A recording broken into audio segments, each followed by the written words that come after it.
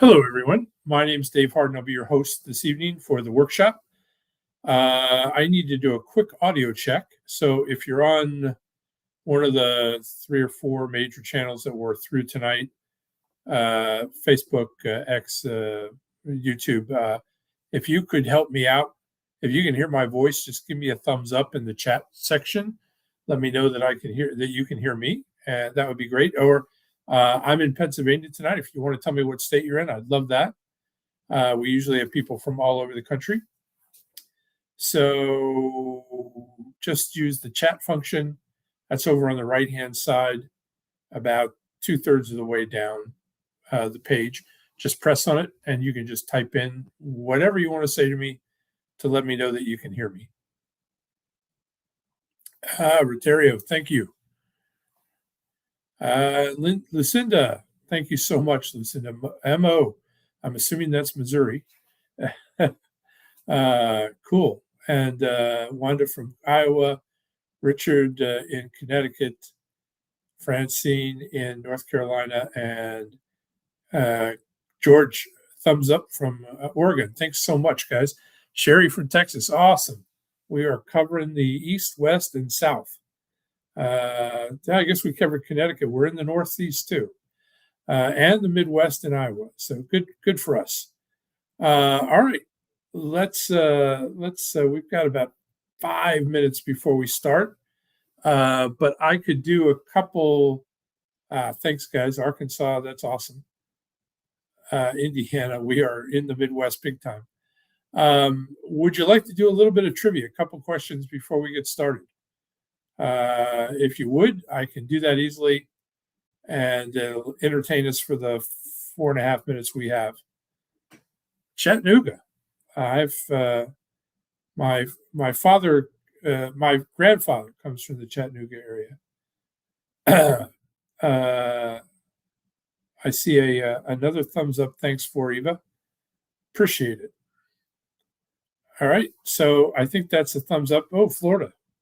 We almost always have people from Florida on here. Thanks, Luann.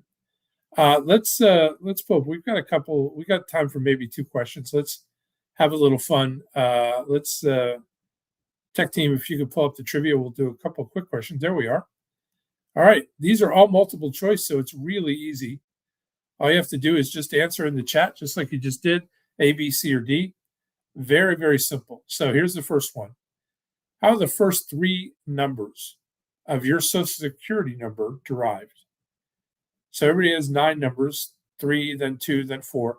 Those first 3, where do they come from? Is it A, zip code of your birth city?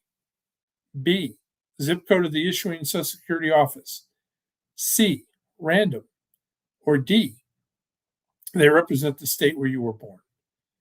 A, B, C, or D? Go ahead and just throw your numbers or throw your letters in there, A, B, C, or D. Oh, there's a couple of D's right off the bat. Thanks, guys. Anybody else? Oh, more D's. More D's. All right. The D's seem to have it. All right. There's an A. All right. We're getting some variations, but man, it's like almost everybody is a D. Interesting. All right. Maybe you guys know something. Let's see. We're going to reveal now. Drum roll. Here we go. It is B. It actually represents the zip code of the Social Security office where you got your number, or the closest one to you if you did it online. That's how it's derived. So I got mine when I was 14. You had to get them back then when you got a job to be able to go to work. They had to have that so they could take taxes out. That I went in. My mother drove me because I didn't have a driver's license yet. That's how it happened. All right. Next question. Thanks for joining us, though. Here we go. Why have more than 40,000 people claimed 078051120 as their own personal Social Security number? A, that number was stolen and sold over 40,000 times. B, the Social Security machine got stuck on that number and issued it repeatedly to 40,000 people. Or C, it was a copy of a real Social Security card number that was included in a wallet that was sold at Woolworth stores to thousands of people. Just three choices here, so less chance to get it wrong. A, B, or C. What do you think? A, B, or C?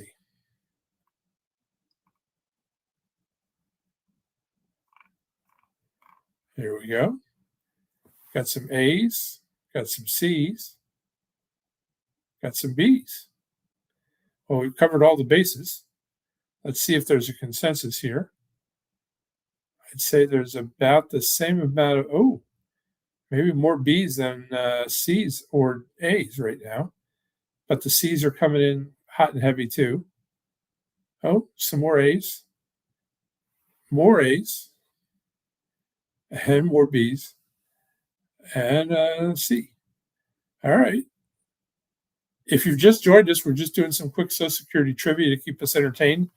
This is probably the last question because we've got less than a minute before we get started. All right. What do you think, guys? What's the big reveal here? Is it A, B, or C? Let's pull it up. It is C. It's actually, we'll stick this in the strange but true category. This is a real story about Woolworths, an ad exec putting together a wallet. You know how they like to put pictures in frames when they're putting them up on the shelf to sell in stores? Well, Woolworths did that with wallets too. And he borrowed a Social Security card from his assistant, put it in, sent it to the printer, and forgot to put a note not to use that number, just use blanks or zeros. And the printer copied it, and it lasted for years before they figured out what was going on. And finally, the FBI showed up at Woolworths and said, "What are you guys doing?" But it took a long time for that to happen. All right. Well, everybody sucks at Social Security trivia. That's why it's fun. Thanks, Fojo. All right, let's pull up the actual workshop. Thanks for participating. There we go. All right, let's get started here.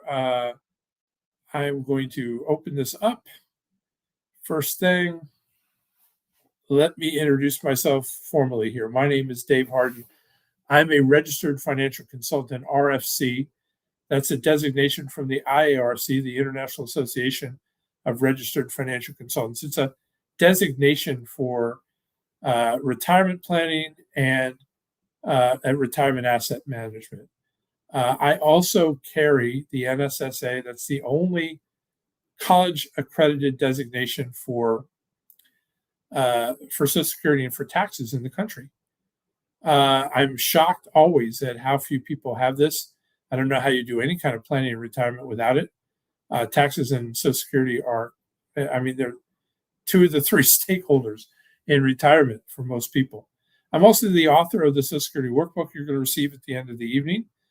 And proud of that. We've given it out to hundreds of thousands of people. It's gotten incredible feedback, and we're going to do that again tonight. In addition to that, I am required to let you know I am a Series 65 licensed fiduciary advisor. So the Series 65 is issued by the SEC, administered through FINRA.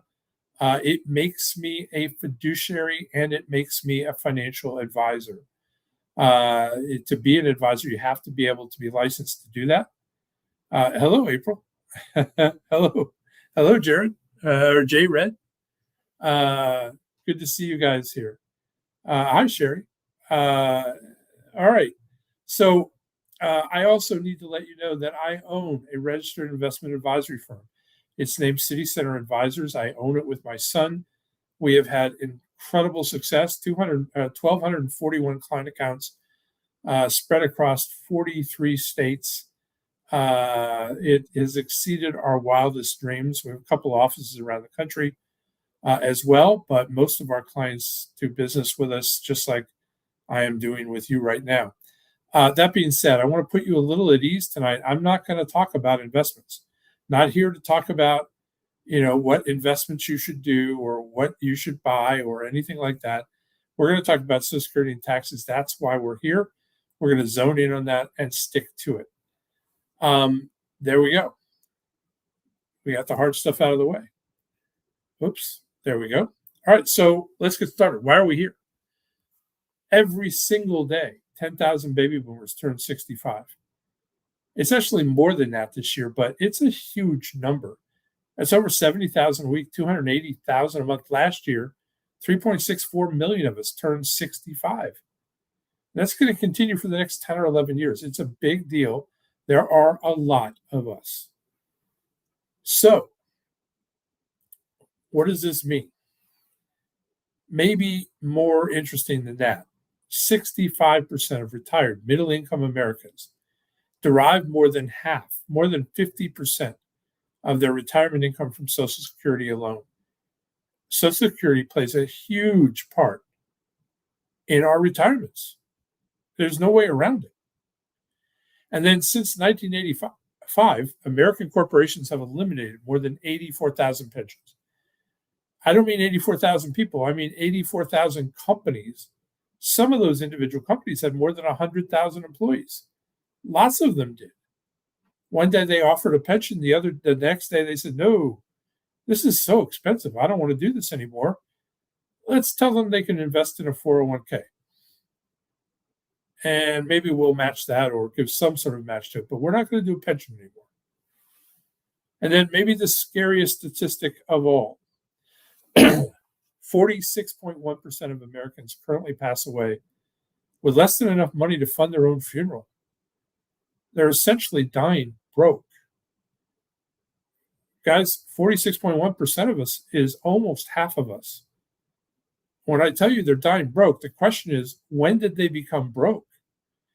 My father used to joke about, my stepfather used to joke about, the last check he wrote, he wanted it to bounce so that, he didn't waste anything he had. But that's not what I'm talking about here. The question is, when did they become broke? That when they die, they literally don't have enough to fund their own funeral. That's a huge question. And look, it wouldn't surprise me if you know the answer, good. If you don't, stay tuned, because that is a question you've got to know the answer to. Otherwise, how in the world are you going to avoid that situation for yourself? Do you own your own home? Do you insure it? Do you own a car? Do you insure it? Do you insure your health? Well, look, your home and your car, you have a choice, or at least sort of. But most of us do it. But do you insure your health? That's health insurance. Well, look, if you're here about Social Security, if you qualify for Social Security, you also qualify for Medicare.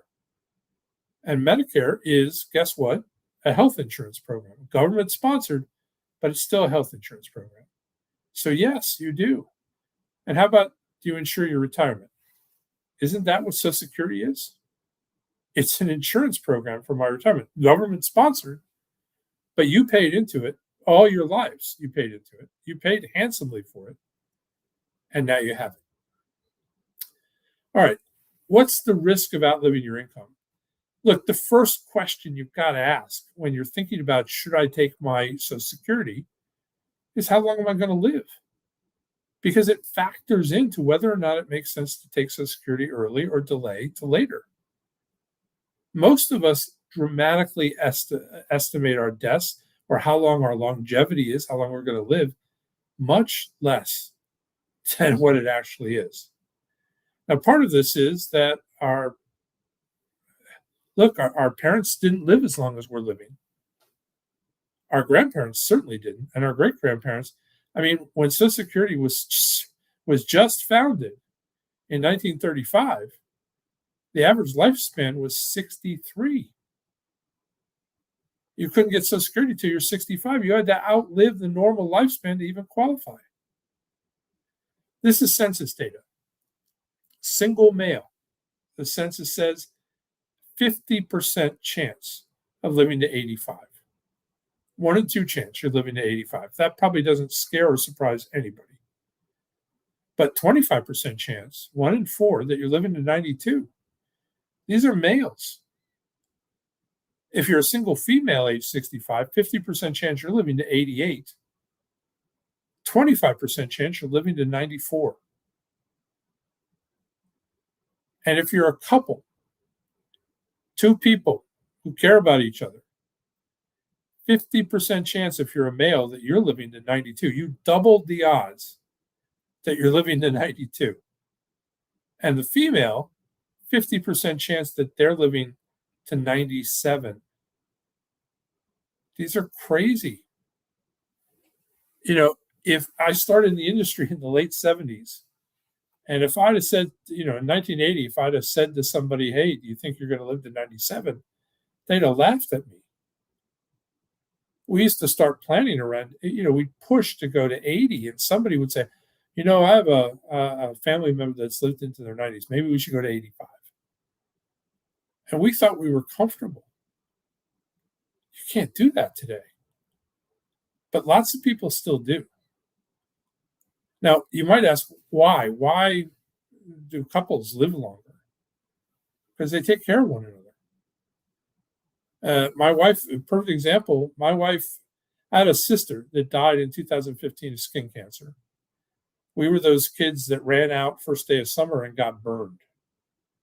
And we did it because that's how you got tan. You got it over with as early as you could so that you could get tan for the rest of the summer. And it was painful. And, I'm not sure why we thought that was a good idea, but we did it every single year. My sister paid a huge price for that. Well, my wife, though, for the last 11 years, checks me on a regular basis. I don't even know she's doing it. But sometimes I'll come out of the shower and I'm shaving or something, and I'll notice she's standing behind me. She's looking at my back for moles that maybe need to be looked after. And she'll set up an appointment with the dermatologist in a heartbeat, and she forces me to go twice a year to get checked by them because she's not a doctor. It's just how it works. So this is a big deal. People are living longer and longer and longer. In fact, this is the oldest living person in the world. She's Ethel Carter. She's 116. She just turned 116. She follows a long line of people, 115, 116, 119.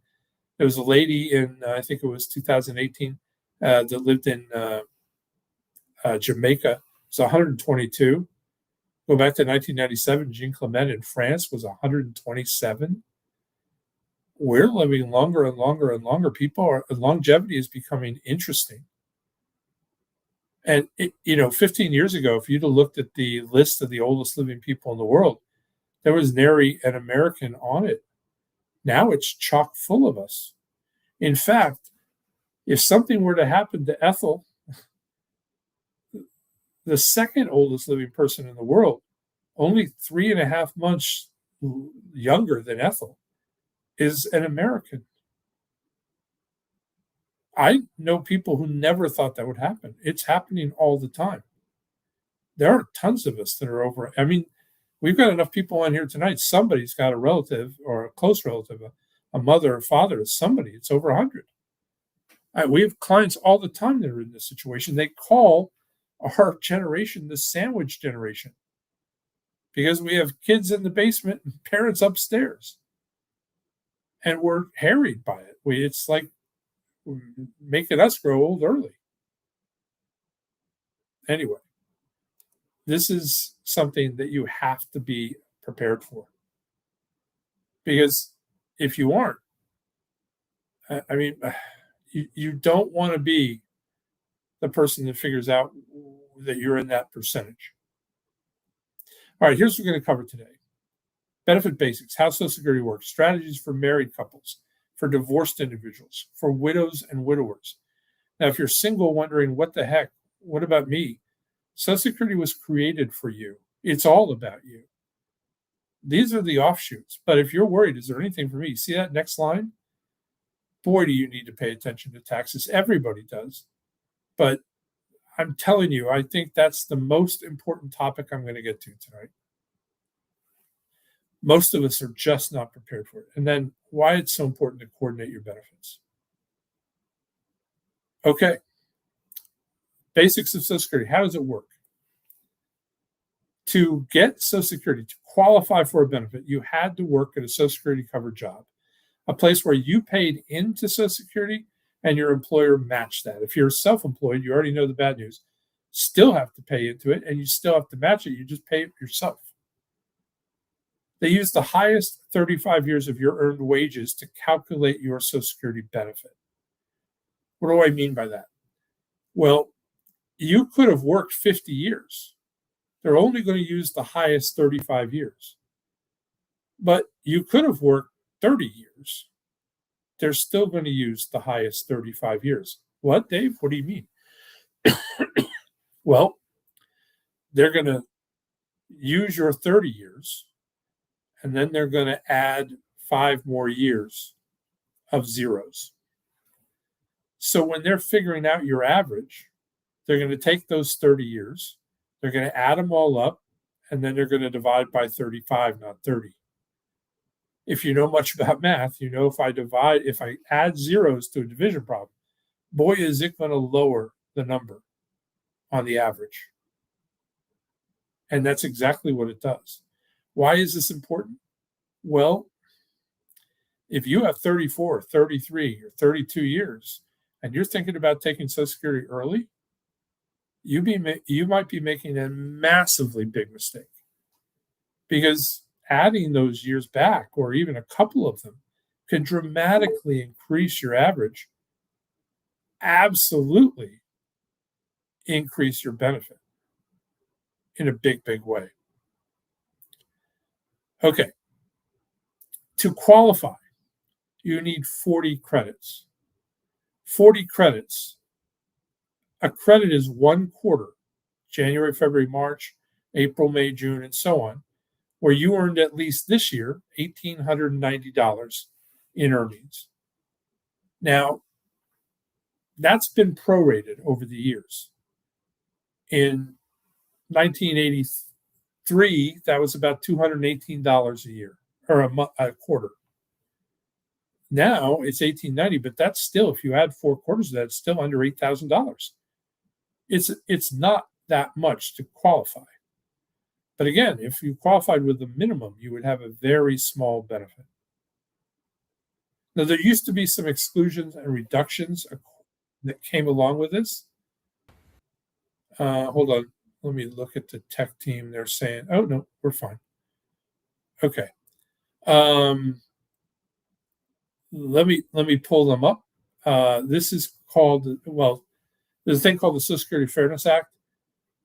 It used to be that if you had worked for the government and you had a pension, the GPO and the WP were introduced decades ago to reduce your benefit if after you earned that pension, you went to work in the private sector and earned Social Security on top of it.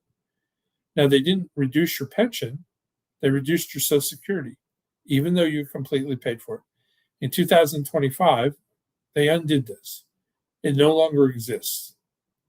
That applied to people with military pensions, that applied to people with railroad employee pensions, state, local, city, county governments, school districts, all had pensions with the ability to opt out of paying into Social Security while they earned that pension. If they did that and then retired, say, in their 50s or even their 60s, and earned enough credits to get a Social Security account, that Social Security account could be dinged pretty badly. That's all been settled. They've undone that, so you don't have to worry about it anymore through the Social Security Fairness Act. So how do you pay into Social Security? A worker contributes 6.2% of their income up to a maximum income of $184,500. Now, your employer matches that another 6.2% for a total of 12.4%.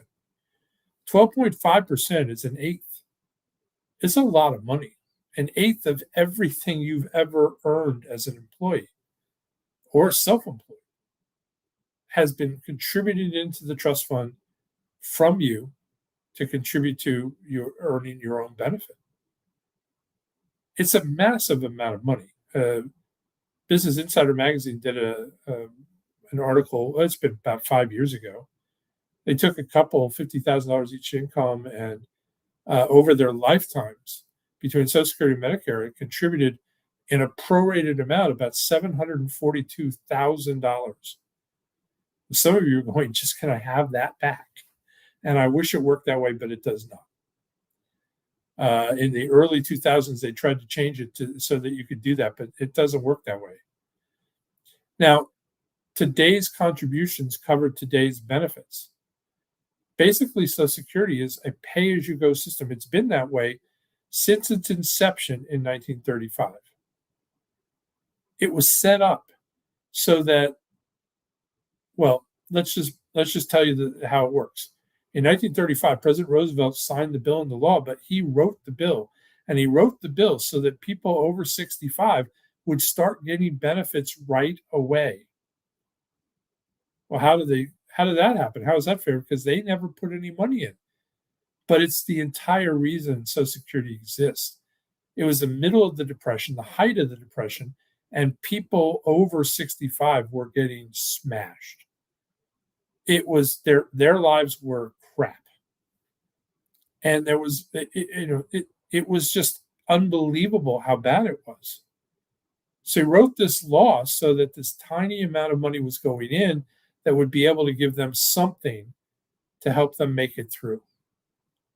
And that's exactly what it did. But it worked incredibly well, because in 1935, the amount of people over 65 was very small. In fact, the average lifespan was 63 at the time.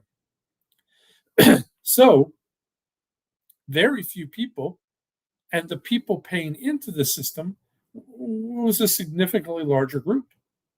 That was our parents and grandparents. And then when our parents paid for our grandparents, they were a much bigger generation than the generation before.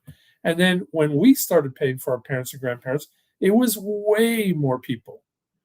In fact, at the height of that period, during the Reagan administration, there were as many as 40 of us paying into the system for every single recipient receiving a benefit.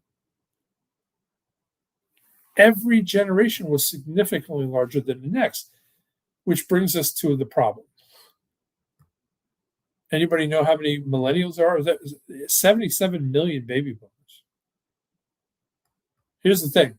More millennials, 81 million of them, but that ain't 40 to 1. That's barely 1 to 1.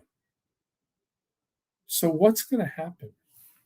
This brings up the question of solvency. And look, I talk about this because it is so misunderstood. Let me explain how this works. I'm going to give you a quick background.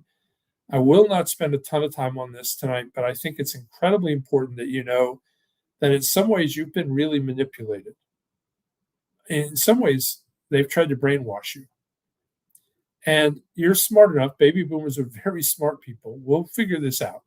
But let me tell you the facts, the things that you need to know. 1983 was an incredibly important year for baby boomers and for Social Security. It's the year that Congress took out its bow and arrow and aimed it right at our hearts. And what do I mean by that? Well, in 1983, first of all, it's the year you got the letter. Now, I don't know if you remember the letter. I got my letter in August of 1983. My wife got hers on the same day I did. And we were puzzled. We hadn't opened them yet. We were eating dinner. Usually I'd put the mail on the corner of the table and we'd open it after dinner. But it kept bugging me. And I remember telling my wife, what in the world is Social Security sending us letters about? We're not anywhere close to retirement age. So I opened the letters, and my wife did too. And it said, I'm going to paraphrase. It said something like this. I didn't keep the letter. I wished I had.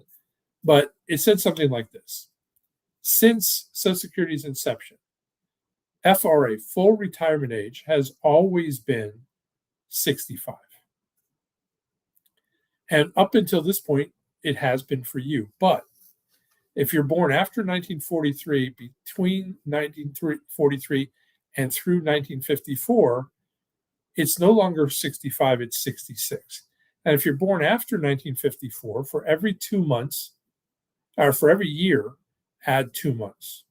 So 1955, 65, 66 and 2 months, 56, 66 and 4 months, and so on until you reach birth year 1960, where it caps out at 66 and 12 months or 67. Now, I was perplexed. I was upset a little bit. Part of me was like, man, it's a long way away. But I slept on it and I didn't sleep well. And the next day at work, I'm at the water cooler and I'm having a conversation with somebody about it.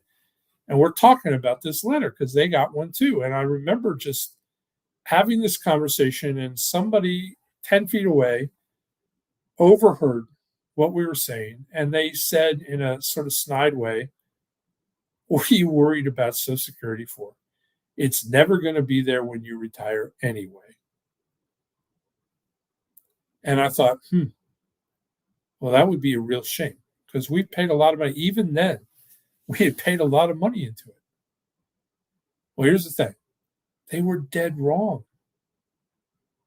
They were dead wrong. But that's not the first time and the only time I heard that. I've heard that hundreds and hundreds of times since. I've heard it recently. It is the foul cry of the naysayer. Here's the thing. It's absolutely still here. In fact, it's fully funded. This needs a correction. It changed about a month ago. It's no longer 2035. It's 2034, fourth quarter. So it's a quarter shorter than this. They revised it down from last year. But look, it's not broke in 2034 in October. It just doesn't have enough money to pay everything. Well, how much does it have? It has enough to pay 83 cents on the dollar. Everybody thinks that Social Security is broke. It is not broke. It doesn't have a what do we do? We don't have any money problem. It has a how do we come up with 17 cents so that we can pay everybody? There's a bunch of solutions to this. I'm going to tell you what the basic ones are, and then I'm going to tell you why you should be heartened. Lift it up. Feel better about this than you probably do. Here are the basic proposals. Increase the minimum retirement age from 62 to 64.5. This wouldn't affect you. It would probably affect your kids or grandkids. And therefore, it doesn't fix the problem. It does, in a way, long term, but it doesn't fix the immediate problem of the 17 cents on the dollar. Increase the full retirement age, another one that doesn't fix the immediate problem, but helps a lot long term. Now you can retire at 66 or 67 and get full benefits. What if we raise that to 70 or 72? Your kids might see that happen. Here's the one that absolutely fixes the problem. Increase the payroll tax. The OMB, the Office of Management and Budget, did a study. I don't know, it's about, it was before COVID, right before COVID. It said if we raise the payroll tax by 1 point, half a point to you, half a point to your employer. If you're self-employed, the whole point goes to you. It would have postponed the problem for another 70 years before they couldn't pay all the benefits. That would solve every problem that has to do with baby boomers and millennials, and probably even Gen Z. So here's the one that everybody threatens: reduce benefits. Just don't pay everybody. Just pay the 83 cents, Dave. Now, there's a bunch of reasons why that can't happen. I'll go through them. But I want you to know this is the most talked about consequence, but it is the least It won't happen. It can't happen. Now, let me explain why, and then we'll move on. Look, I was at a conference about a year ago, a little more than a year ago, and in that conference, it was a invite only conference out in Coronado Bay, California. I had a great time, learned tons of stuff. Some of the people that run that conference are people I've looked up to for years and decades. They're smart, smart people. But they had breakout sessions, and one of those sessions was on Social Security. I could not go. I had to go. It's an important part of my practice of what I do and what I've cared about for decades. So I went. And to my surprise, there are four panelists, two of them, one of which I recognize, are former directors of the Social Security Administration. They ran the whole thing. And they gave a wonderful presentation, at the end of which they did the same thing I'm going to do here tonight. They, at the end of their workshop, offered a Q&A. Ask whatever question you want, and we'll answer it. I'm going to do that tonight, by the way. And if, just as a means of housekeeping, I'm a little late, but if you have a question, you don't need to wait till the end of the workshop. You can type it into the chat section now, so that when we get started with the Q&A at the end of the workshop, we can just start answering questions. We don't have to have that lull. You're welcome to do that. But look, when they started opening up for questions, nobody in the room didn't think that the first question was going to be about solvency. It's the topic of the day, topic of the decade. And so that's exactly what happened. And everybody leaned in to hear these two former directors' answers. And it shocked and surprised everybody, because almost in unison they said the same thing. Not going to run out of money. Not going to not pay benefits. How do you know? We just know. We talk to people. We understand the consequences. They will solve the problem. Okay. Why? Because everything you hear on the internet is about how you're not going to get all your money. In fact, there are people out there that drive Winnebagos around for a living, and they vacation in them all year round doing, I've seen these guys, they do podcasts, or not podcasts, or posts on things like YouTube about why you should take your benefit as early as possible, because Social Security is going to run out of money. And you should get as much of it as you can while it's still there, which is just fundamentally wrong. It's worse than wrong. It's misleading at best. It's absolutely fraudulent at worst. So why do they do that? Well, it's how they afford the Winnebago. Because if I posted tomorrow this big thing about Social Security running out of money and why you got to take your benefits at 62, confirmation bias would get me, because I've seen it happen. These guys get 1 million views in a couple of days. Do you guys have any idea how much YouTube pays if you get 1 million views on a post? They pay you a lot of money. And if you do that continually, you make a lot of money. It's how they afford to do this. Here's the problem. It's fundamentally wrong.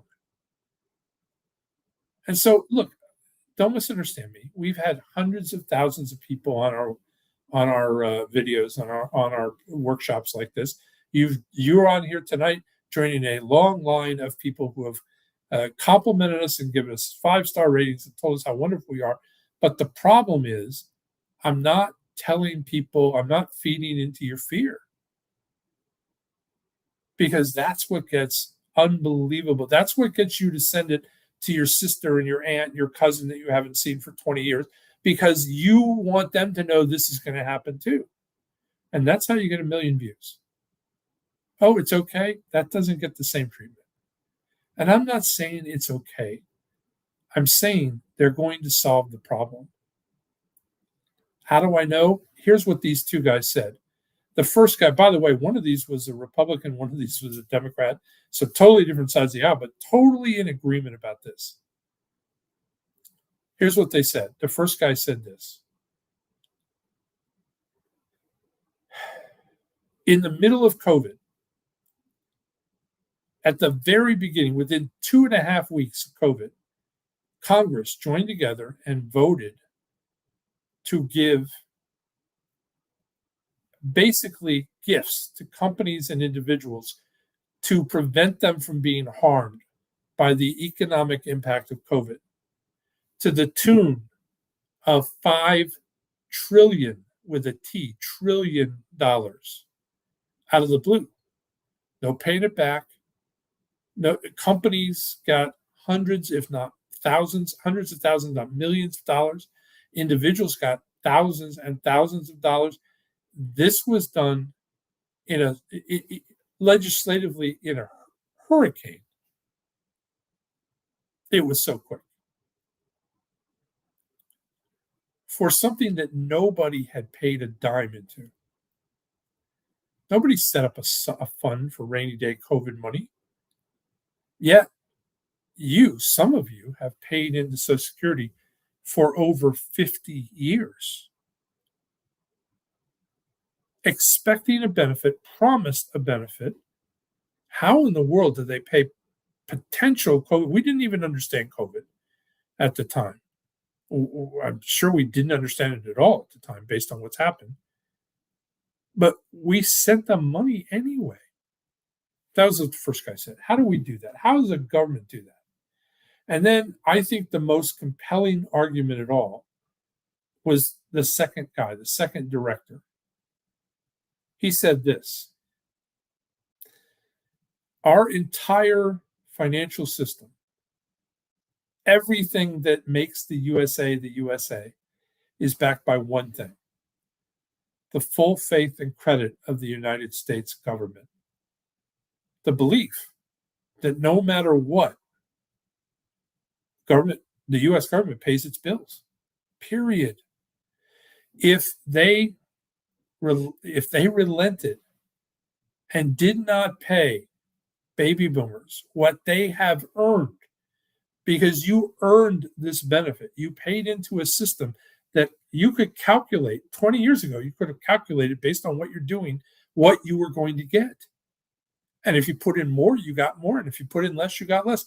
It wasn't, we'll give you what we have. You paid into a system with a prescribed benefit. If they lessen that benefit, it's like they didn't pay T-bills this month. It's like you bought a bunch of bonds and you went to cash them in and said, we don't have that money. Here's some, but we're not going to give it all to you. If that happened, our government financial system would collapse, he said, within a week. I've heard other people say recently within a day. It would fall apart. Nobody would buy bonds. Nobody would fund our government. It would overnight, it would literally collapse the entire system of which runs our federal government and by means our whole society. And here's the thing. Every senator in the U.S. Congress, every congressman in the U.S. Congress, and the president all know that's true. If they don't pay, it will absolutely crumble our system. So they got to pay. So the question is then, how do they do it? Do they borrow money? Do they raise the amount that they collect in payroll tax? Do they do some combination of others? I will tell you this. I've looked at this. I give you some really good news. I've watched this for a long, long time. I mean, way more than 10 years. I watch C-SPAN when I know it's going to happen. Congress holds meetings about Social Security, and they held one about a month ago. And for the first time in my lifetime of paying attention, they are serious about fixing the problem. And they are actually working on solutions, not talking about it, not getting testimony from people saying, oh, well, if we don't do this, this is going to happen and this. Not doing that, but actually sitting down in committees and talking about what are the solutions and what will they cost and what do we need to do and how soon does it need to be implemented. And they're in working committees doing that. I have never seen that in my entire, well more than 10 years, watching Congress do this. I've never seen that. And they're doing it right now. They know the situation and they're working on it because the alternative is unconscionable. It can't happen. All right, enough about that. How does it work? To get your full retirement age benefit, you must be 66 or 67. If you take it early, you get less. Each year you take it earlier, you get less, all the way to, you can take your benefit all the way to 62, and you wouldn't get 100% of your benefit at that point. You get 75%. But there's also these DRCs, delayed retirement credits, if you delay. So for every year you delay, you get 8%. Now you actually get 2/3 of 1% per month that you delay. But 2/3 times 12 is 8. You get 8% total. Now it's not compounding, but it is stacking. So 8% plus 8% plus 8% plus 8%, 132%. The difference between taking your benefit at 62 and getting 75%, or waiting till 70 and getting 132%, listen to this, it's 177% more benefit. Waiting till 70 is like getting your full retirement age benefit, your FRA benefit, at 100%, and getting a 62 benefit on top of it. It's a huge difference. Long term, it only takes a little while before that starts really adding up. 3 distinct Social Security benefits: your benefit, retired workers benefit, based entirely on your earnings record. A spousal benefit provides the worker's spouse benefits. The worker's spouse could have never worked a day in their life. They are entitled to that benefit because of the worker's contributions and ownership in that in Social Security. And then widower, or survivor benefits. Again, the widower or widow did not have to work a day in their lives to earn those. They earned them because of the deceased worker's contributions into those benefits only. Okay. Bipartisan Budget Act 2015. I am going to do this super quick because it is 11 years old. And there is only one feature of this that is absolutely applicable to anybody on this call. But I'm going to very quickly explain what it is. In 2014 or 15, even before the bill was passed, you could have filed your benefit on a Monday, and on Monday afternoon or even Monday morning when you filed it, immediately afterwards suspended the benefit. Why would you do that? Because your benefit would be unaffected if you did that. It would still be growing all the way to full retirement age if you did it at 62, and then all the way to 70 with the DRC, delayed retirement credits, until you maxed out. So why would you suspend? Because by filing and suspending, it allowed your spouse to go in and file a restricted application for only the spousal benefit. It would have allowed them to collect the spousal benefit, half of your benefit, until their benefit maxed out, either at full retirement age or at 70.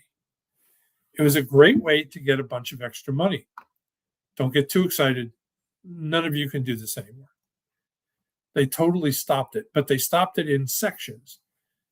But I'm not going to talk about the sections that already passed. I'm just going to talk about the only one that remains, and that's people that were born after January 2nd, 1954. And for them, you can't do this. It's not possible. But that's not why I bring this up. I bring it up because in the process for this group, born after January 2nd, 54, they added a thing called deemed filing. And deemed filing changed a lot for you. Used to be, it was about picking your benefit, understanding which benefit was smartest to take. That's all gone.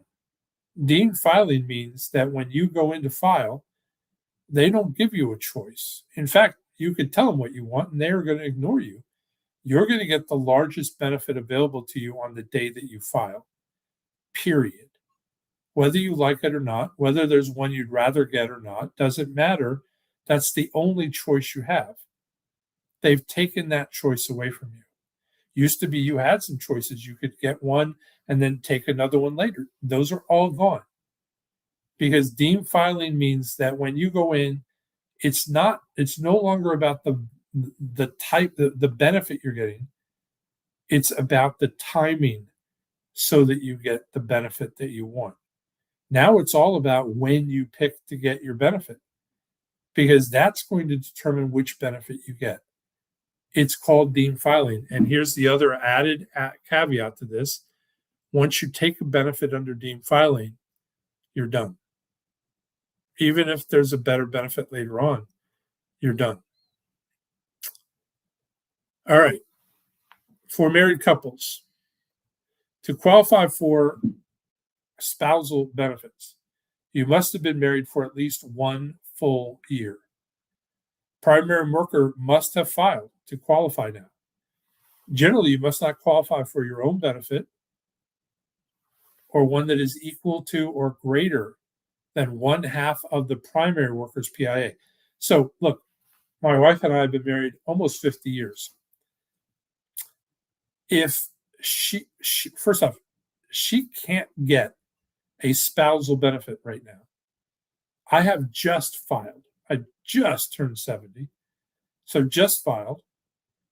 Once I start receiving benefits, she can take a benefit. She can take my spousal benefit, which is much more. She's taken her own benefit, but my spousal is bigger than that. And so she's going to be switching. But for years, she would have liked to have taken that. She couldn't because I was delaying to max out my benefit. Here's the thing. Let me give you an example of how this works. John's primary insurance amount at full retirement age, PIA, by the way. PIA is primary insurance amount, and it's basically the benefit or the calculation that gets you within pennies or dollars of your FRA benefit, your full retirement age benefit. It's a long calculation. The workbook explains it, but it's there.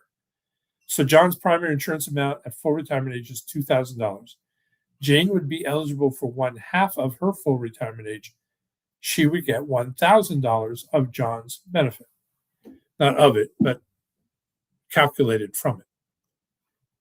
So pretty simple, right? She gets half. Excuse me. Now, excuse me, I'm a little dry. Thank you. If you take your benefit at full retirement age, you get 100%. Take it early, you get less. As early as 62, you get 75%. But if you take your spousal benefit early, you get even less, not 75%, 70% at 62. They ding it even harder.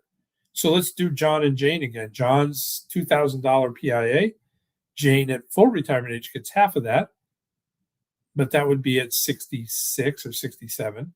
But if she takes it at 62, she gets 70%. So 70% of half, $1,000, is $700. That's what she would end up with. Now, if you delay your benefit, you get those DRCs, 8% plus 8% plus 8% plus 8%. If you delay taking your spousal benefit, you get nada, nothing. There is no delayed retirement credits for delaying your spousal benefit. In fact, if you delay, you get even worse because if I don't take my benefit at full retirement age, and in a year I go to check my benefit and see it hasn't risen, it didn't get that 8%, I call up Social Security and say, hey, what's going on? And they explain to me there are no DRCs on spousal benefits.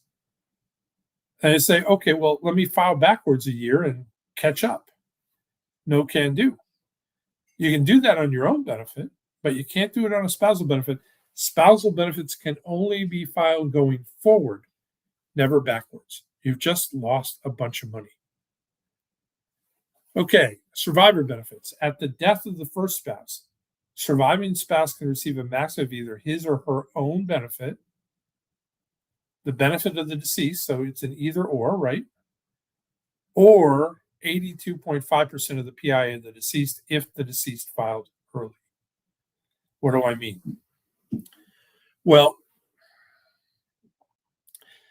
look, one of the reasons I get a little impassioned about the idea that people are telling people to file early and scaring them by telling them that Social Security is broke and they're going to lose their benefit if they get it, better take it soon, is because this is happening. It has such an unintended consequence that look, here's the result. In the last 5 years, last 60 months, 65% of baby boomers have taken their benefit before age 65. 40%, 2 in 5, have taken their benefit at the earliest possible age at 62. They're scared and they're making big financial mistakes. Well, the government didn't intend that consequence. Now, they haven't stopped it either. They haven't educated you, but what they've done is they walked in and said, look, this is happening so much that we're leaving widows and widowers without enough money. Because if you're a widow, you don't keep your own benefit. If your spouse's benefit is higher, you get the higher one, but you don't get both. So you're automatically losing a benefit. If that other benefit was taken early, you've been short cheated. So what they've done is they've come in and lifted that up from 75% to 82.5. It's not much, but it's something to try and help out with this circumstance. By the way, my grandfather told me, look, my parents divorced at 7. My mother remarried at 13, but when my grandmother died within 2 months of that divorce, and my grandfather, who lived in New York, moved, and we lived in Virginia and Maryland, he moved in with us. And he became a huge part of my life and my sister's life. And he really tried to, he would go to the library and get books on finance to try and teach us, so that he felt like that was the role of a father, and we didn't have one at the time. And so he really tried to educate us. And it's probably the reason I'm in this industry. But one of the things I remember this so clearly, he had this saying, he had a couple of them, idioms, but he would say, look, you never, ever, ever make a financial decision out of fear, because it almost always is wrong. That's why it bugs me that people are trying to scare us into making these decisions the bad way. All right. By the way, let me go back here. What are the biggest mistakes? Higher wage earner files early, short changes, survivor benefits. Happens all the time. Both delay past full retirement age. Nobody claims that spousal benefit at full retirement age and just throws away money. All right, divorced individuals. To qualify for divorced spouse benefits, you must have been married for at least 10 full years.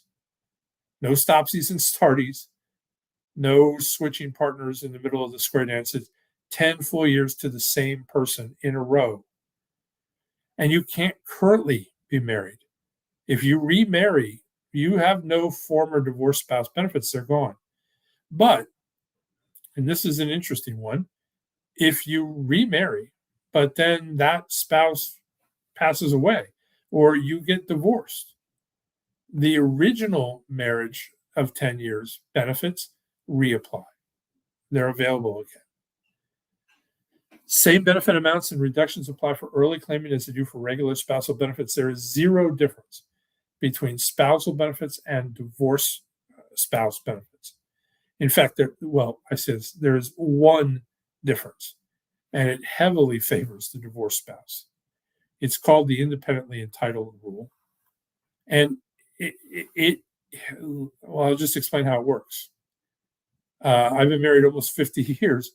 My wife could not get a spousal benefit because I hadn't filed. But if 5 years ago or 10 years ago, we had divorced and we had been divorced for at least 2 years, that's waived. She doesn't need to wait for me anymore. She can go and get the divorced spouse benefit without me even filing for my own. All right.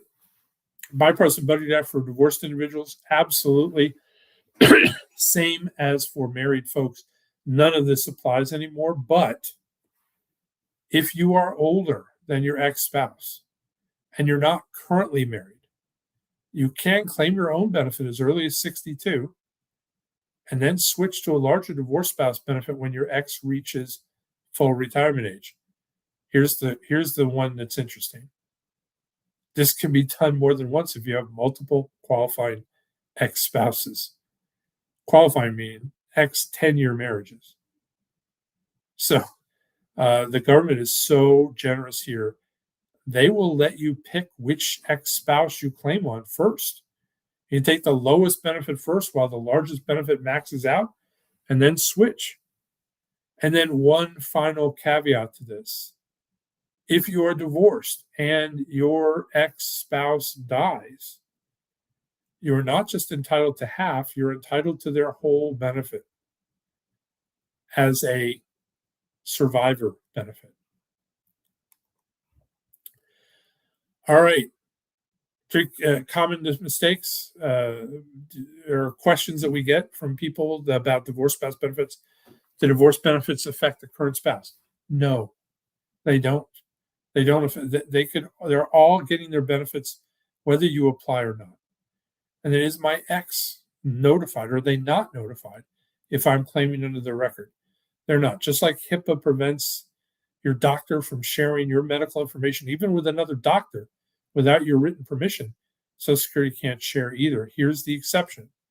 If you're a divorced individual and you need information to determine if you qualify to apply for benefits, prove that you were married for at least 10 years, wedding certificate, divorce decree. Divorce decree you get from the court, wedding license you get from the county in which you were married.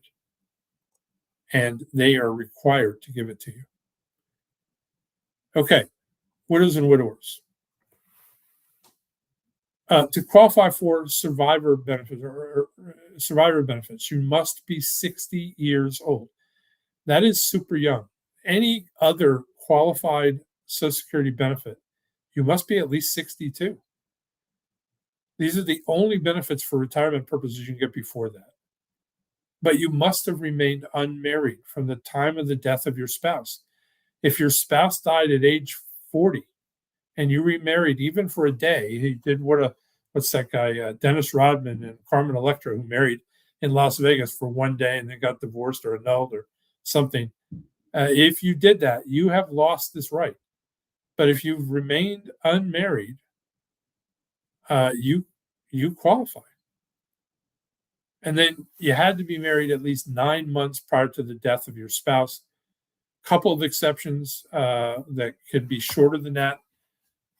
If your spouse was a member of the law enforcement, United States law enforcement, or state law enforcement, killed in the line of duty, firemen, full-time firemen killed in the line of duty, or member of the armed service, any armed service in the United States killed in the line of duty, are exceptions to that. But that's it.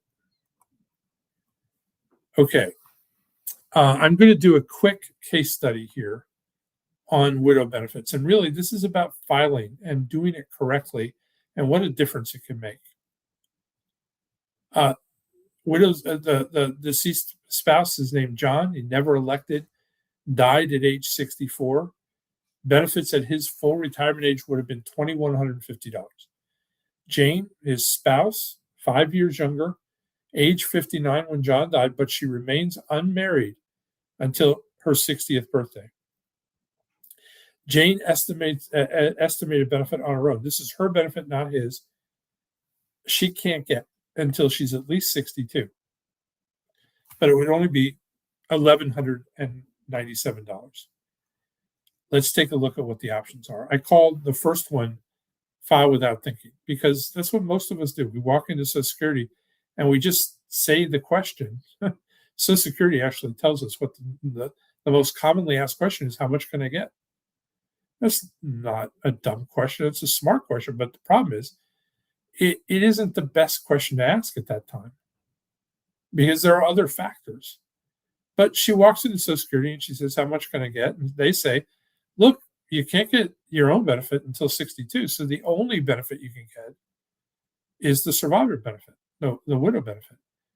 But that's meant to be taken at full retirement age to get the full amount. If you're taking it early, you're going to get less. And in this case, at 60, that 2150 turns into 1537. You lose about a quarter of it. So she says, I don't have a choice. I'll take it. Now we're going to do simple math here, and we're going to make this as easy to understand as possible. So no cost of living increases or anything like that. We're going to say she lives to 85, 25 more years, 300 more months. She is going to receive that 1537 times 300. She will collect $461,100. It's actually not a small amount. Now, here's strategy one. And somebody tells her, hey, wait a minute, don't take that benefit. You're working. And there's a problem if you're working. So I'll get into that in a minute, but you should wait. Take your own benefit at 62. Don't take anything while you're working for the next year or two. Maybe you're making 40, 50,000. And then look, switch when you become full retirement age to the widow benefit, because that widow benefit is still there, even though you're taking your own benefit, and it's growing. And at 66 or 67, it maxes out. So you collect until 66 or through 66, 1,197 per month, and then 2,150 after that.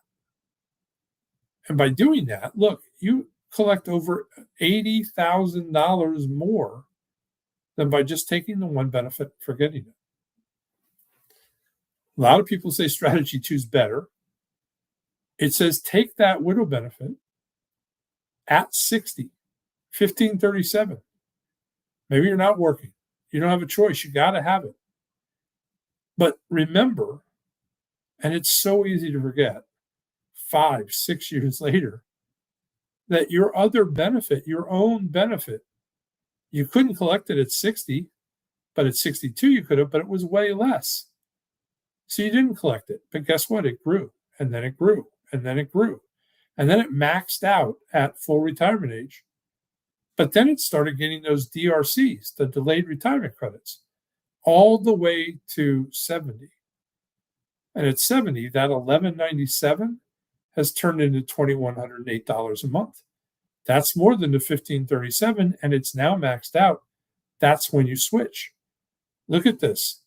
By doing that system, just remembering you have that other benefit, you now have raked in more than $103,000.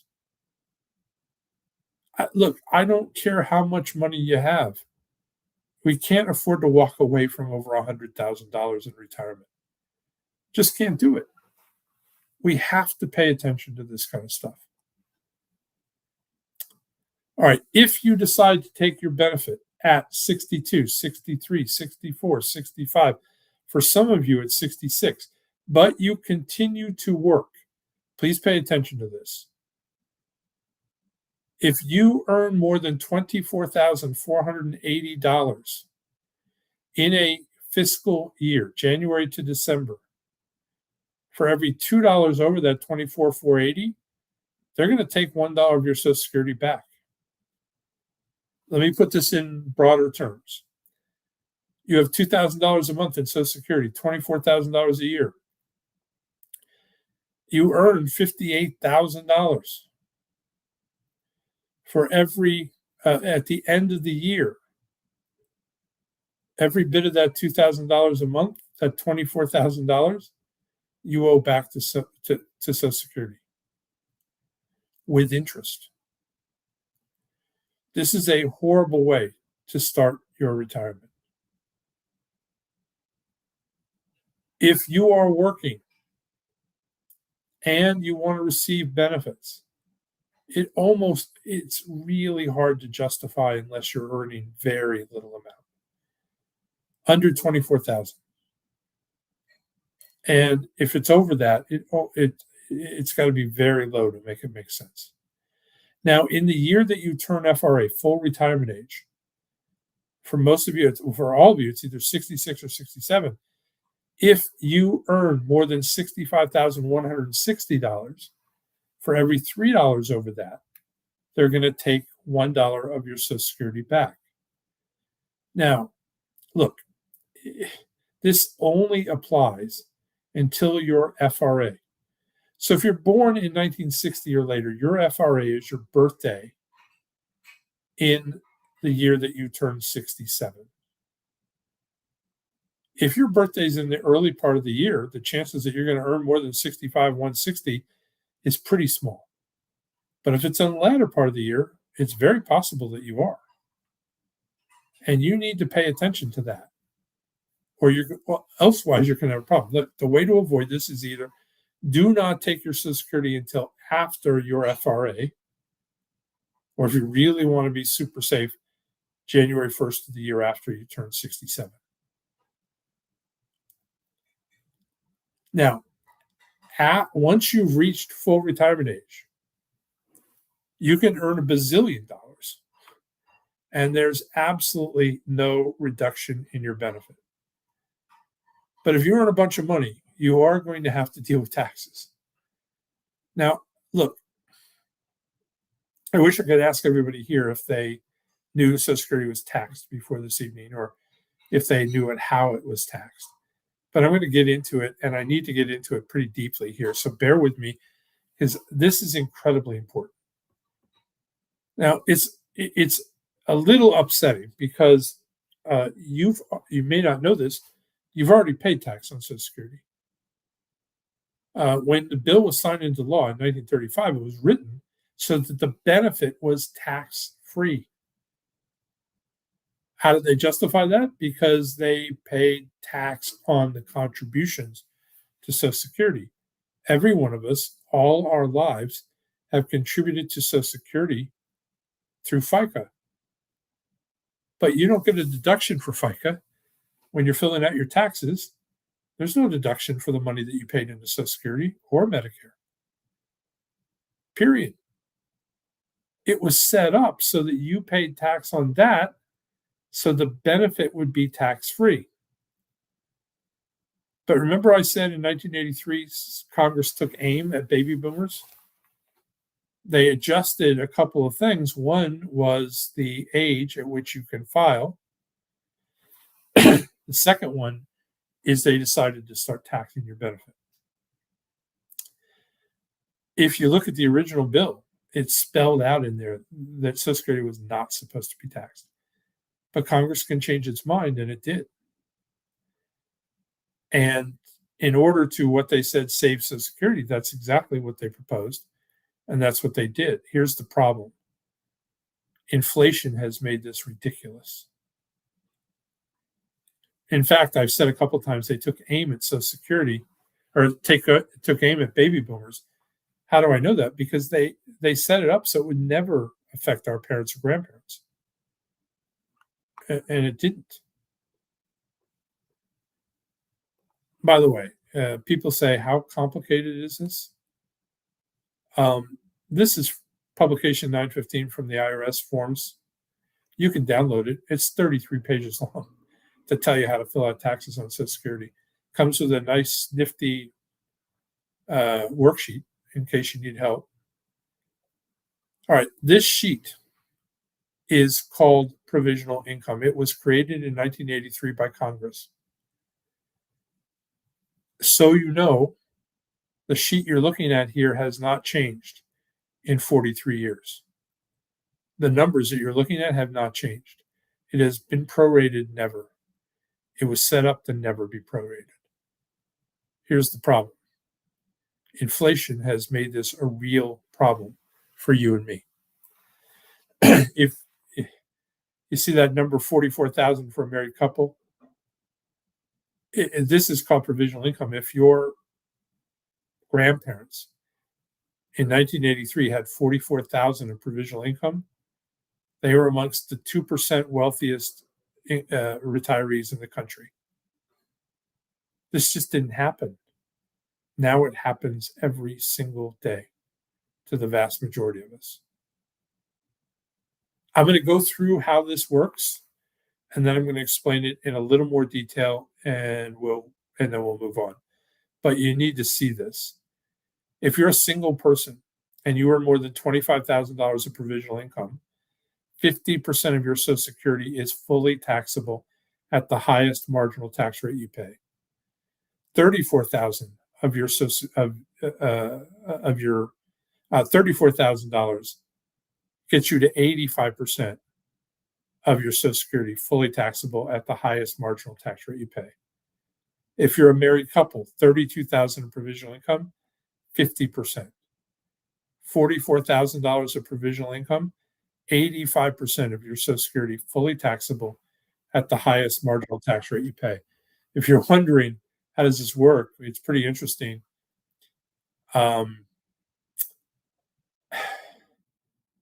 That this is, well, I don't know how to explain this other than this is really corrupting how people survive retirement. If you haven't talked to somebody who's dealing with required minimum distributions from things like 401ks or IRAs, you have not really understood what's going on yet. I'm going to explain what is included. There's this wonderful line, by the way, 2,752 pages in Social Security law, 83 of them just on taxes. There's this wonderful line in there that says, they say it with pride, we never tax 15% of your Social Security. Like, that's a gift. Before, they never taxed any of it. All right, I'm going to explain what is in provisional income.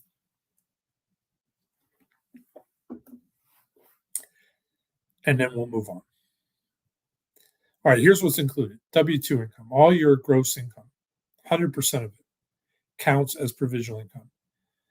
All your pensions, doesn't matter what kind of pension. It could be a school pension, a teacher's pension. It could be a city, a state, a local government. It could be a private pension. It could be a union pension.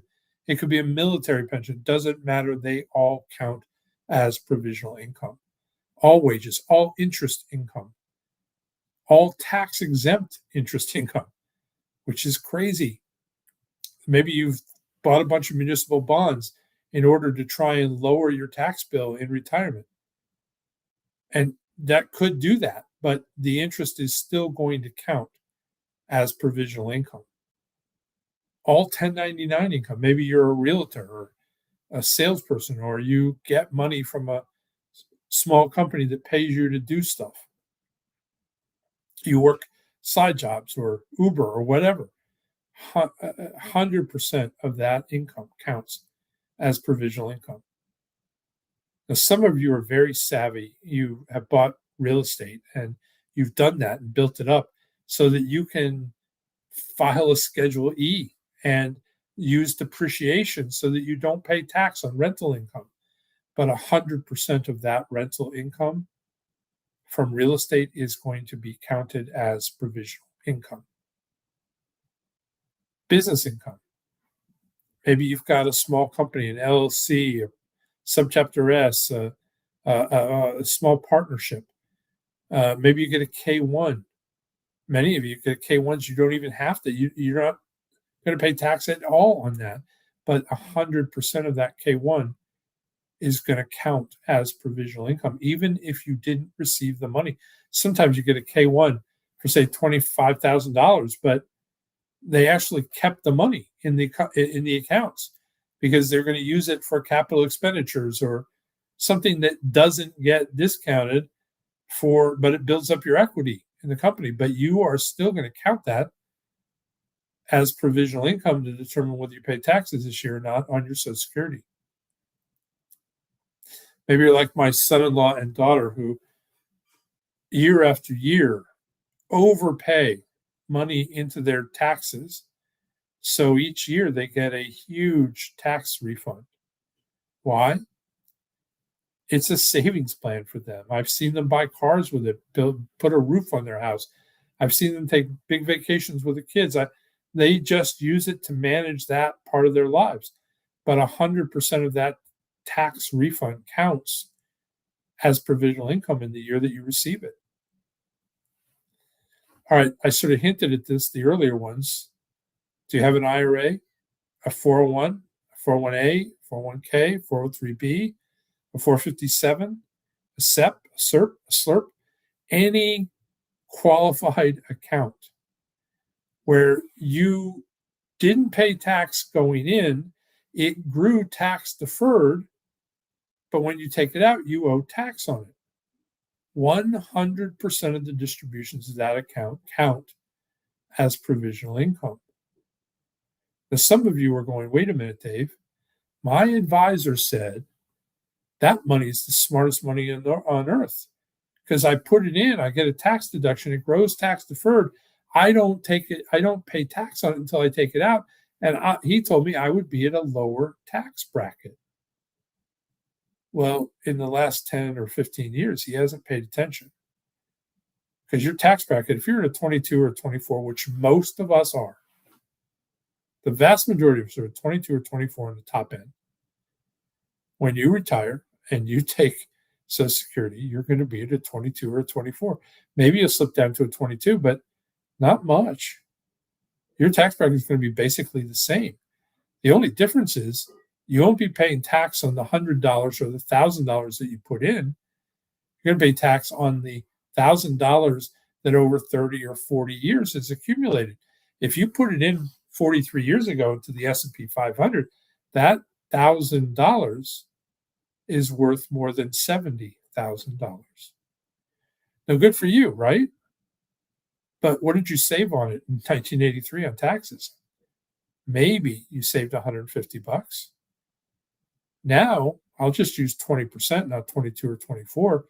At 20% of $70,000 is $14,000. That's 100-fold. I saved $150, but now I'm going to pay $15,000 in taxes or more. That's the problem. And that is what's killing people. When you start figuring out what you're going to have to pay, when you fund your retirement with money that was never, look, you're going to pay tax on it. Nobody expected not to pay tax on it. But what if it's causing me to pay double tax? Not just tax on the money that I've taken out, but tax on the money that I'm getting from Social Security as well. What if that actually causes me to pay twice as much tax as I was supposed to pay when I did the plan to retire? That is what's happening, folks. And it is corrupting and killing people's retirement. Oh, yeah. I didn't mention one last one. 50% of your Social Security counts as provisional income. They're going to count 50% of the amount that you get from Social Security combined if you're married. So if you have a $30,000 Social Security annually and your spouse has 20, that's 50. 85% of that counts. Well, that's 50% of that is 30 grand. 30 grand out of 60, $5,000 a month, 60,000 a year. $30,000. You're almost already there. You have any other income at all, and you're done. You're paying taxes on money that you had no expectation or idea that you were doing that. And that is what's causing all the problems.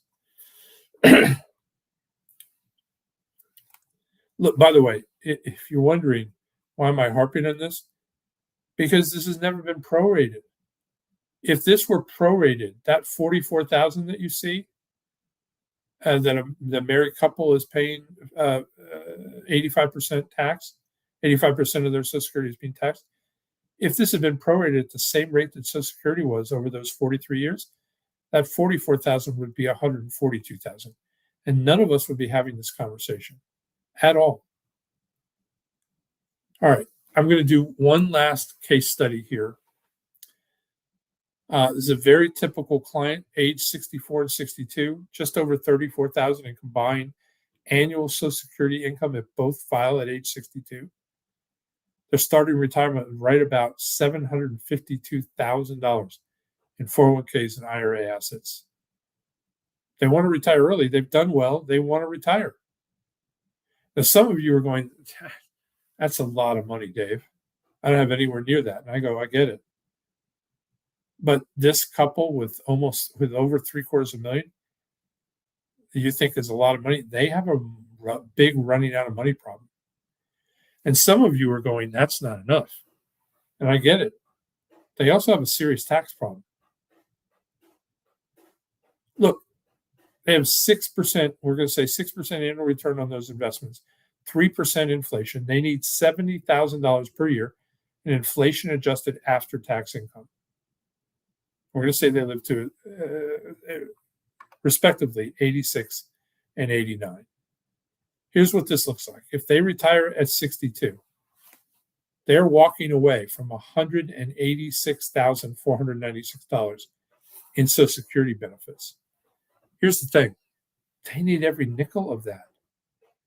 Nobody is waving a red flag and saying, folks, you need this, but they do. If they had done a simple, well, it's not that simple, but if they'd have done a serious look-see, if they'd have done a serious planning, they would have known before they jumped off that bridge.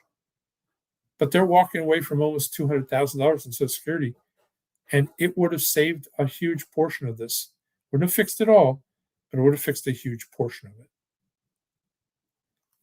Now, this is a cash flow. This is how we look at people's lives long term, financially. The blue bars are their Social Security. The orange bars, 401ks, IRAs, qualified assets that they're going to use in retirement. The black graded line, that's the $70,000 adjusted, inflation adjusted after tax income that they need to survive retirement. At the end of the orange bars, that white space, that nothing is nothing. They've run out of money. Do you remember when I said very early on, like the second page, 46.1% of Americans currently pass away, less than enough money to fund their own funeral? This couple started with $750,000, 401ks, IRAs, 403bs, and they ended up absolutely in that same spot. Now, I'm going to show you a corrected cash flow. I'm not going to do a lot to this. All we're going to do is change the way they file. They're still going to retire at 62, but look at the difference. You tell me, which retirement do you want? Because they're both retiring with the exact same amount of money. They're both retiring at 62, but this person makes it to the end. This person is out of money 2/3 of the way through retirement. This is such a common plight. Look, here's the difference. They still retire at 62, but look, they're not taking Social Security at 62. They're drawing down their 401ks and IRAs. Why? Because they've never paid tax on that money. It doesn't matter whether they take it out early or late. They're going to pay tax. But if they take it out early, if they take it out at the same time they take their Social Security, trying to preserve it, they actually lose it. It disappears much quicker that way. This, they have it until the end. It makes a huge difference in how long their assets last and how long they're. Look, the difference between these two couples, I don't know what happens here 2/3 of the way through retirement. I mean, I have known people here. It is an ugly plight. But this is the last day. If you do some planning, you're not going to see this. At least if you have intelligent planning. All right. By the way, more than $100,000, if they don't run out of money, more than $100,000 less in taxes, more than 14 more years in portfolio. And look, it's a big, big deal. It's a huge difference. Okay. If you look at your statement's never going to give a cost of living. It's never going to project cost of living benefits on your Social Security. You'll get to know what next year's is in October of this year. They'll tell us based on whatever the inflation rate is that's managed by the year. But you need to project out year after year after year, 10 years, 15 years to have an idea of what you're going to be at and where you need to be. Otherwise, you're going to end up broke. It assumes you are working until 62, 7, or your FRA. Many of you are going to retire somewhere at a different point. And maybe the most confusing to me, I've been married almost 50 years. My wife and I, our finances are roped together. We have cars, we have house, we have investment accounts, we have savings, we have all sorts of things, but they're all ours together. Social Security looks at her and me like we're two ships passing in the night, like we don't know each other. They leave it up to us to figure that out, which is crazy.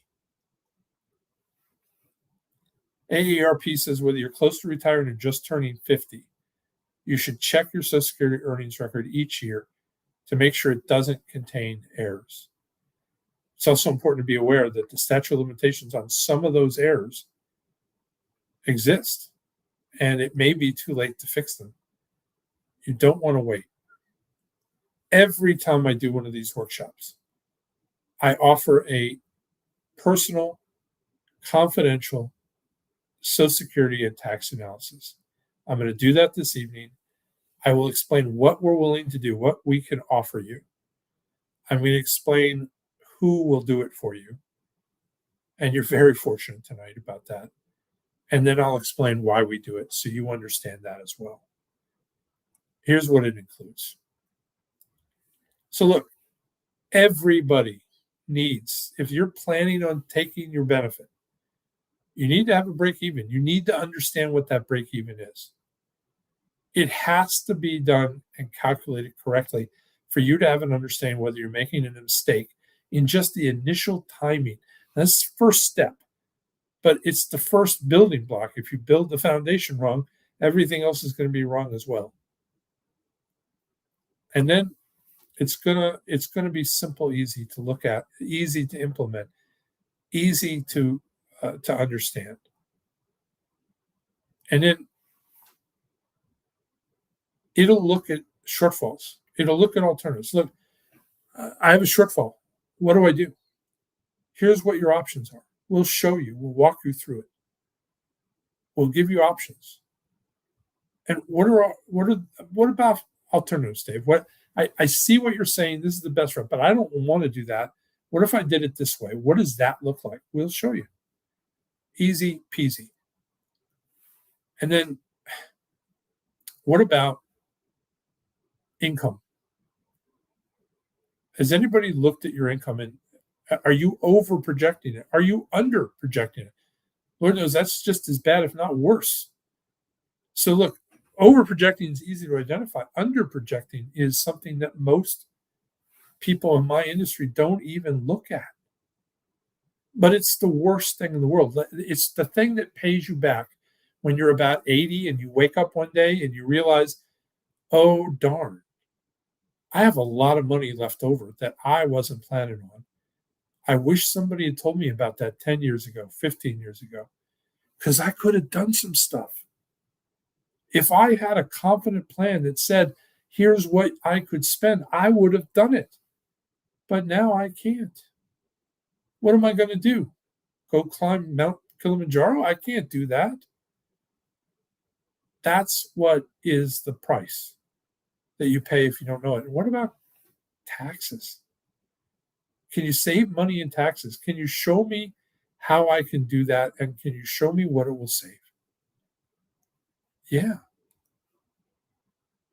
And then what about Roth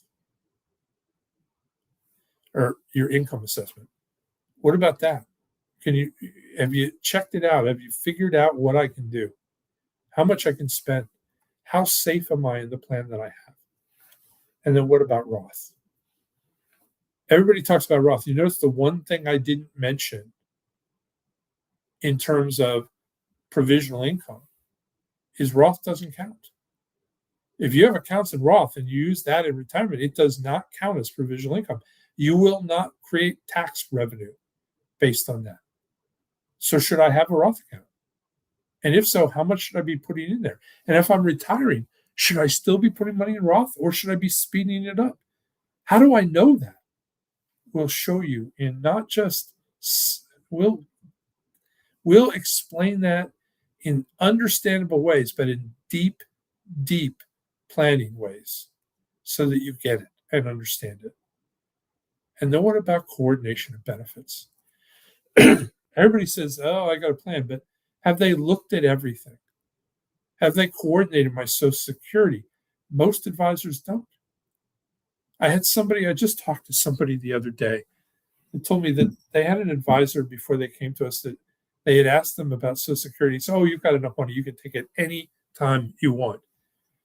And then I saw your workshop, Dave, and I realized that is just not true. Why don't people understand that? I don't know, but boy, it happens all the time. So what about looking at qualified, non-qualified assets, IRAs, 401ks, pension plans, TSPs? Can you coordinate all of that together? All right, look, if you haven't done this already, go to www.ssa.gov. Take you about 5 minutes if you haven't done it already to log in and download your statement. And look, here's the process. I'm going to give you 2 options tonight in terms of the next step. The first step is pretty simple. It's step 1. And we're going to put up here in just a minute in the chat section at the bottom, our tech team will put in a link. You just click that link and it'll take you right to a couple of questions, and then we'll hook you up with a way to do this. But option 1 is everything. It's the whole kit and caboodle. It's the tax planning, the Roth planning, everything I just mentioned. If you have assets in retirement that are going to cause you to pay tax on your Social Security, 401ks, 403bs, 457s, SEPs, SERPs, any kind of qualified account where you didn't pay tax going in, it grew tax deferred, and now when you're going to use it in retirement, it could really hurt you if you don't do it in the correct way. That's option 1. It'll walk you through everything. That's option 1. Option 2 is a little different. Some of you on here tonight are saying, but Dave, I don't have assets.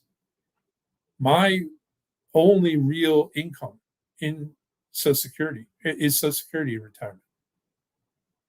I mean, I tried to save, but I didn't save a lot. Maybe I have a little bit, but it's not very much. I don't have 401ks. I don't have IRAs. What do I do? Well, for you, it's not a question of taxes. It's a question of timing. That's really all you can do is figure out the best time for you to take Social Security. I have created the workbook for you. That's what it does.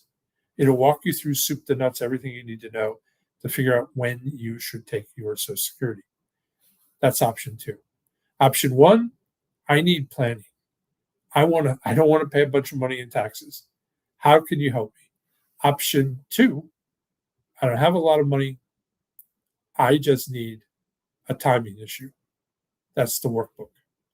Option 1, plan. Option 2, the workbook. I told you I would tell you who is going to do this. And you're very fortunate tonight. I've asked a really good friend, Chris Brent, to step in. Chris has cleared his calendar for the next couple of weeks to accommodate us. Let me tell you about Chris's background. It's very interesting. And then I'll ask the tech team to put the QR code up and the link as well. All right, let me tell you about Chris. Chris earned his degree. After getting his degree, he actually served on the faculty of Marygrove College teaching. He thought he wanted to be a teacher. He loved finance, loved math, loved that aspect of things. He thinks in those terms. And he honed his skills. But even though both of those things, math and finance, were incredibly important to him, he wanted to get more into the personal, how do I help people, not just how do I get somebody to figure out how to get an A in my class. So he transitioned. And all the time he was doing that, he still remained a teacher in another way. Chris, in spite of being a teacher at the college level, in spite of deciding that he wanted to be in the personal finance business, helping individual clients plan for retirement, doing the math and the work there, and enjoying the benefits of that, he became a golf pro. Now, he's always loved golf, but being a golf pro, a professional pro, I mean a pro, not on the tour, but what's called a teaching pro, somebody that can teach you to be a better golfer.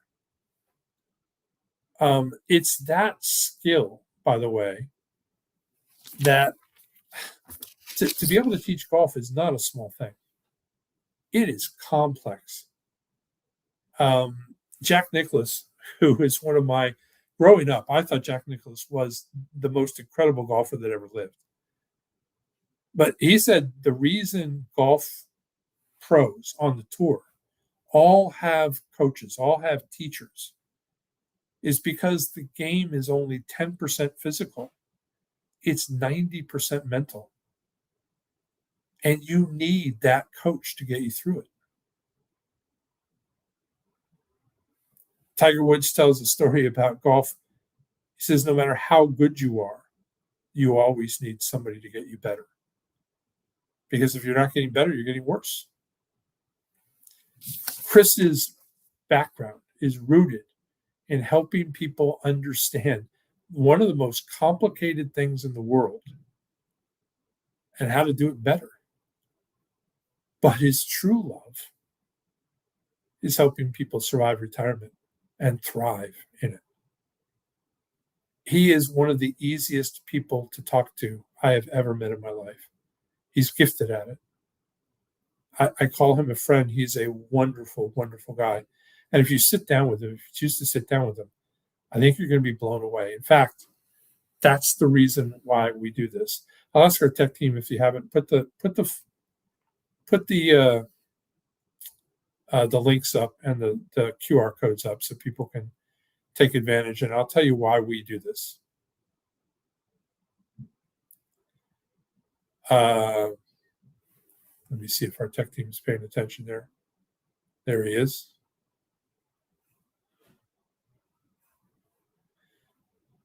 Tech, give me a thumbs up. You're putting the, okay. All right, so it's coming. So Brenda's asking, will I be able to use the QR code if I'm on my phone? If you can't, Brenda, what you'll want to do is take a screenshot of it and of the QR code, and then go to the screenshot and touch it. You'll be able to do it there. It'll come right up. Or use the link. Either one will work for you. I told you I would tell you why we do this. So it's exactly that. It is about understanding that when you sit down with somebody like Chris, our expectation is that you're going to be wowed. We know what's out there. We know what people do in terms of planning. And when you see the quality of the work that we do, the depth of understanding, the ability to communicate at an unbelievably deep level, but in an understandable way, you're going to be impressed.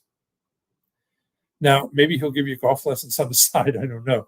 But I think you're going to be amazed at the quality of the work he does. So why do I do this? Because we're that good. Chris is unbelievably good. And when you get to that point, I think just like the reason, look, I love Costco, but the reason I love Costco is if I go in there on a Saturday, or quite frankly, a Tuesday, but I love to go on Saturdays because every nook and cranny of that store is packed full of people cooking, frying, microwaving something to get me to try it. because they know if I try it and like it, I'll probably buy it. That's what's going on here. We know that the quality of the work that we do is so good, so superior, so outstanding that many of you will go, wow, I want more. And look, nobody's gonna make you feel bad if you don't.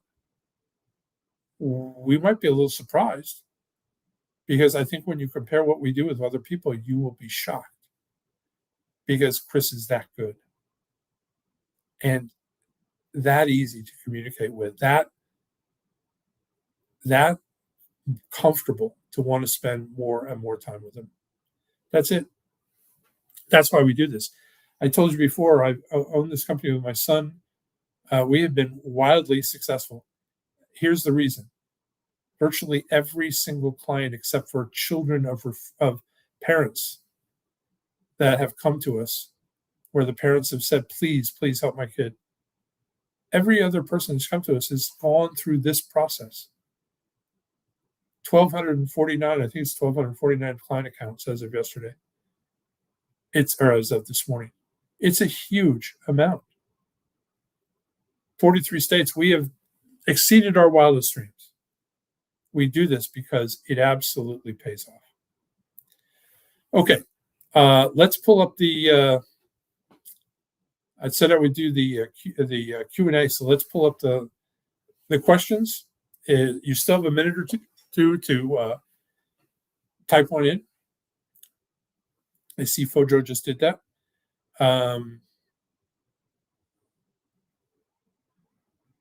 Okay. Tech, let's pull up the first question. Here it is. This is from Junk.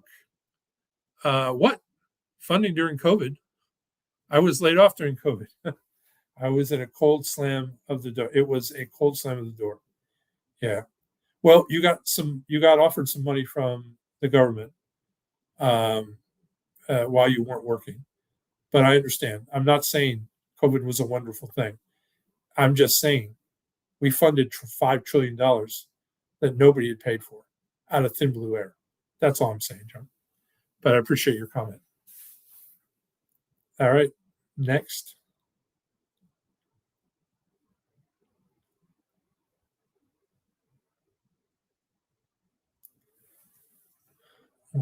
I don't know if our tech's having problems here. Okay, Brenda. Thank you. You're welcome. Oh my gosh.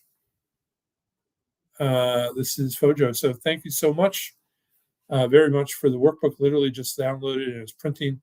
Can't wait to dig deeper. Thank you.